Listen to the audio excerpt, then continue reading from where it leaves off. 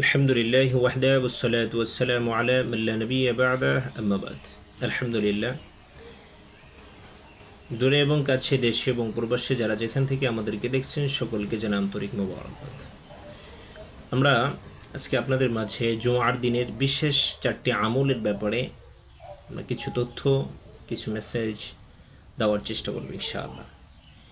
জুমার দিনের গুরুত্বপূর্ণ কিছু আমলের অন্যতম হলো জুমার দিনের যখনই আহ্বান হবে, আজান হবে, তখনই আল্লাহর হুকুম, আল্লাহর নির্দেশ মানার জন্য মসজিদের দিকে ধাবিত হওয়া। আল্লাহ রাব্বুল আলামিন এটা পবিত্র কালামে হাকিমের মধ্যে ইরশাদ করেছেন।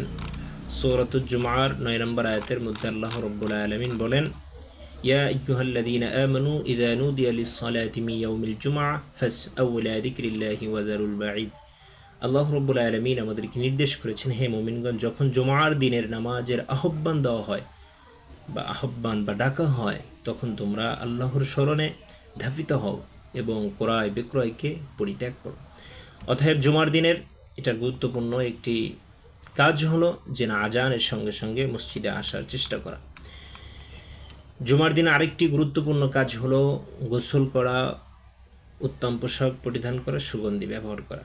রাসূল আকরাম সাল্লাল্লাহু আলাইহি ওয়াসাল্লাম বলেছেন, যে ব্যক্তি জুমার দিনে অন্যতম গুরুত্বপূর্ণ সুন্নাহ গোসলের এবং সুগন্ধি ব্যবহার করা এবং উত্তম পোশাক পরিধান করা, এটা যেন কেউ পরিত্যাগ না করে। এবং হাদিসের মধ্যে আল্লাহ রাসূল সাল্লাল্লাহু আলাইহি ওয়াসাল্লাম বলেন, প্রত্যেক প্রাপ্তবয়স্ক মুসলমানের জন্য জুমার দিনের গোসল করা অপরিহার্য বিষয়।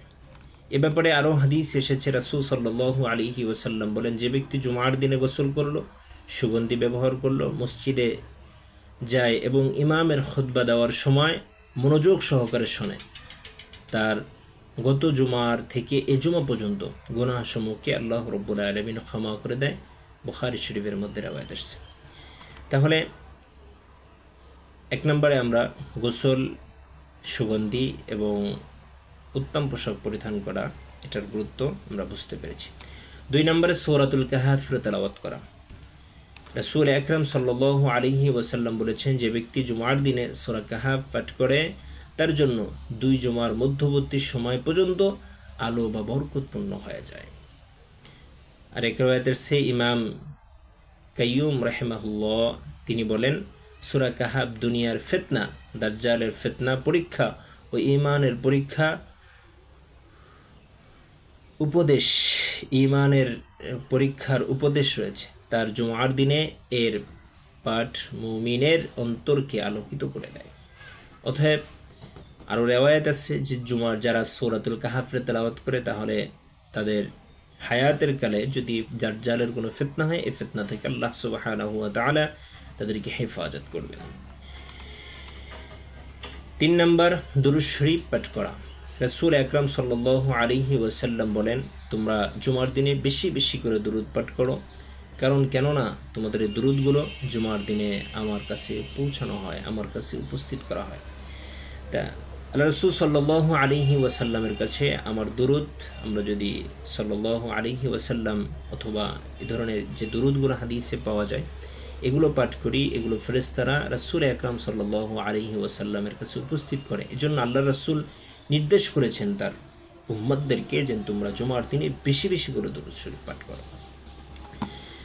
4 নম্বরের দোয়া কবুল।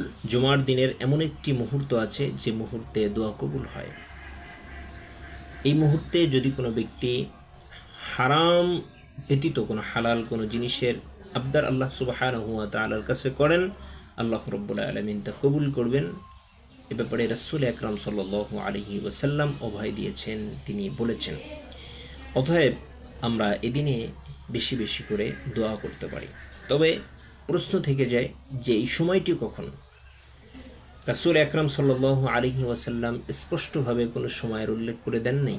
তবে সাহাবায়ে কেরামদের মধ্যে হযরত আব্দুল্লাহ ইবনে আব্বাস সহ ইমাম আহমদ ইবনে হাম্বল সহ আরও বিদজ্ঞ গবেষণা যারা করেন, এমন উলামায়ে কেরাম, তাবেঈনে কেরাম এবং সাহাবায়ে কেরামদের অন্যতম গুরুত্বপূর্ণ ব্যক্তিরা যে সময়টির কথা বলেছেন তা হলো আসর থেকে নিয়ে মাগরিবের পূর্ব পর্যন্ত, অর্থাৎ আসর থেকে নিয়ে সূর্য অস্তমিত যাওয়ার পূর্ব পর্যন্ত এই দোয়াটি কবুল হয়।